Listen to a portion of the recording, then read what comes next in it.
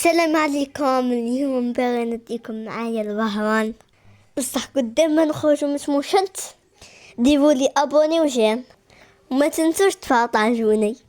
وفي طريقنا يا اصدقائي غادي نعطيكم شويه نصائح كي تخرجوا برا مع والديكم.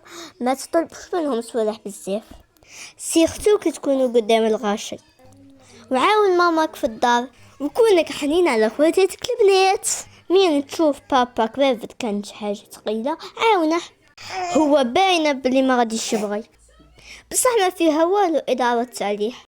مين يدير لك واحد حاجة مليحة شكره، ومين تدخل على الناس قول السلام عليكم، كطبطب ما تلصقش عند الباب. بعد شوية وشوف في الأرض، حبس اللعب ورفد البولة. لا كان راجل كبير فايت ولا مرة.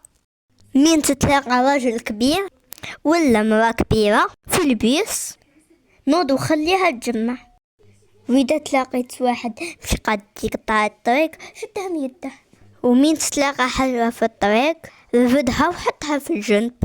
على بالكم كف الأذى على الطريق أجره كبير. ومين تجمع ما تحطش كراع فوق كراع قدام والديك ولا واحد كبير. وما تستهينش بتعب بوك وامك، لا خاطر جوهم يتعبوا علينا باش يربونا ويقرونا ويكبرونا. يا رب يحفظهم لينا ويجعلنا صدقة جارية ليهم في الدنيا والآخرة.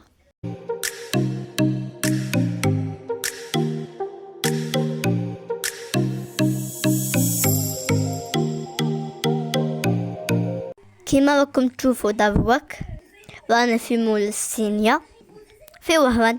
اليوم راهم دايرين ورشة تاع تلوين، راني رايح باش نحضر لها ونديرو دورة خفيفة في المول. راني فرحان خاطر وصلت في الورشة وحسبت غادي يفوتني الوقت.